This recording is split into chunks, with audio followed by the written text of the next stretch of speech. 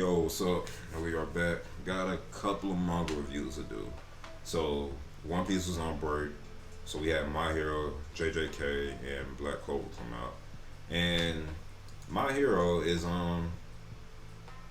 well, if you, I think I explained it already. If not, then oh yeah. It was in the last one. But yeah, My Hero chapter 337 came out. We already learned that Ayama was the traitor. Some people are speculating that Hagakure could be the traitor still. She's just getting Ayama out the way just because he's failing right now and wants to save her butt. But that could be a case. We never know. But we'll see how Horikoshi plays that out. But yeah, this chapter was basically an expose where Ayama got caught and now he's having a question. He's getting questioned, and you know people are just wondering why did he do it or why is he doing it. And people are asking those questions like, you really sat at the same table, went to the same classrooms with us, all over here laughing and cheering with us, all while doing this behind our backs. People are upset, and rightfully so. And before that, we actually get we get this little monologue, not or some this line from All for One, which we cut back to his conversation with Dobby, saying how he has friends, and Dobby's like, well, what those friends get exposed? Would that be a problem for us? And All for One's like, no, not at all, man. You know how you do. You know how you do like cheap lighters when they start working, or stuff that doesn't work. You throw it out, right? Same with these folks. I see them nothing more as disposable trash. I'll use them as I need be until that one day when they're useless. When they become useless, you do what you do with all other useless stuff. Throw it in the trash and move on to the next, right? And this just shows just how his mindset is, right? How All for One's mindset is as far as you gathering power and using people and doing anything he can for the benefit of himself, right? So if that doesn't put a red flag in like Dobby's or anybody else's eyes as to how All for One process is and how he thinks, then they should know that as soon as they become useless to All for One is just gonna discard them like the trash that he sees them as, and be through with them, kick them to the curb, and ascend higher. Like that's his whole shtick. That's his whole gimmick. That's how he is. He's purebred evil, evil incarnate. And I guess for them, they probably just don't care as long as they get their goals met as well. And ends justify means justify the ends, ends justify the means, whichever way that goes. But yeah, just a little insider on All for One, his character, which is diabolical to say the least. And so we cut back with Deku, Hagakure, and Aoyama. Everybody's confronting each other in the forest. They try to run. Aoyama and the parents try to run. Deku ends up capturing them, but we get this little monologue from Aoyama saying how his parents, they were wealthy. They didn't want to have any inconvenience for their son, and they did all this stuff for him, include they were the type of people that would do anything for him in order to make sure that their son lived a experience nothing but happiness, right? But when they figured out that their son was going to be different from everybody, they just didn't want to accept it, and so they turned to the one man who they thought could help, but in turn was like, oh, this is going to be an opportunity. I see options. So needless to say, they end up getting duped, used, and Aoyama gets a quirk that really isn't compatible with his body, and every time he uses it, his stomach hurts. So they got the,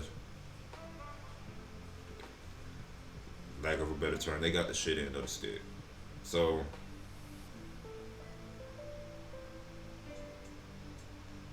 we cut back with Aoyama, reliving all those stuff and how he was at. And they think that they could just live after he got the part. He thinks that he could just live in comfort, but then that's when All for One comes a calling, and he was like, I need you to make sure you get in the UA because I heard that All Might's going to be a teacher.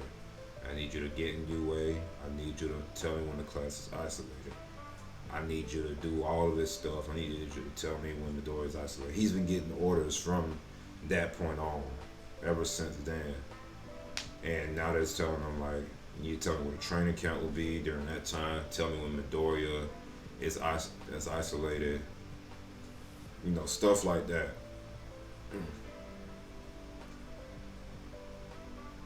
And you know, Ayama's just bawling at the face. He's like, he can't really take it. His psyche has broke down, right? And you know, he tries to attack Ayama tries to attack Deku, but Hagakure steps in, deflects the laser beam. And actually, I'm glad I'm doing this because we actually get a face reveal for Hagakure, and she's actually crying right now. So I'm surprised I haven't seen it yet, but we're gonna see some more. Some people actually fill this out, you know, finish up her face maybe, so we can see a full face reveal. But we actually get one, and it's off the reflection of the light that she deflected that was attacking Deku. So I like that. I like that that Horror Coach chose to do that and do a face reveal for her. And this is genuine emotion. So she could be putting on an act. We never know. But the fact that we see a face reveal and see some emotion from her is kind of putting a damper on the theory that she could still be a traitor as well. So we'll have to wait and see. Maybe some people will stay headstrong on it, but no, kind of putting a damper on it.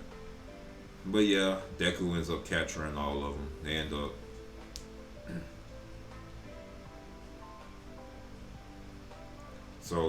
being captured and being taken to UA headquarters, and basically everybody knows All Might's there, police chief is there, Principal Nezu is there, and All Might's like, yeah, dang, man, you were given the trick and ended up being controlled.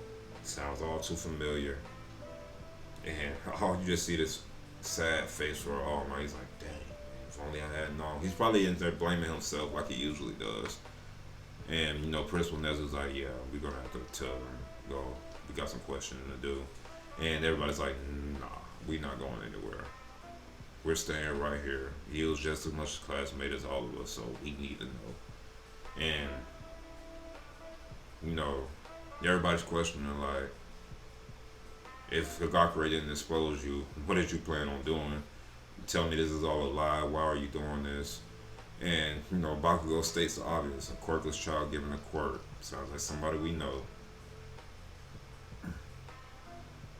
And then you know, they end up questioning the father. The father's like, "Nah, we don't know nothing about All for One. We just took care of his orders.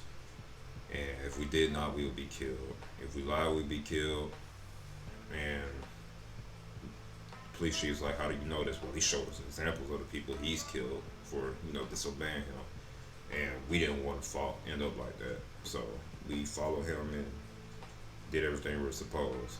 So punish us. Yuga had no idea. Yuga was just following orders as well. So it's a tough situation, but it at this point you're thinking like, do we just get rid of him? But but then we cut back to Deku, and Deku's like, nah, man.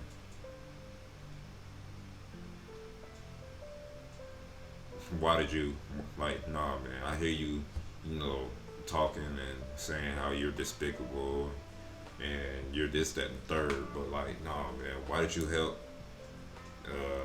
Tokoyami, and Kachan at the training camp? Why did you leave that note for me in my room? It was a cry for help that I didn't realize, right? So why not help you out? I'm gonna help you out as much as I can. I know of a certain hero, Lady Nagant, who had her heart crushed, but her spirit was never crushed. I could feel that in you.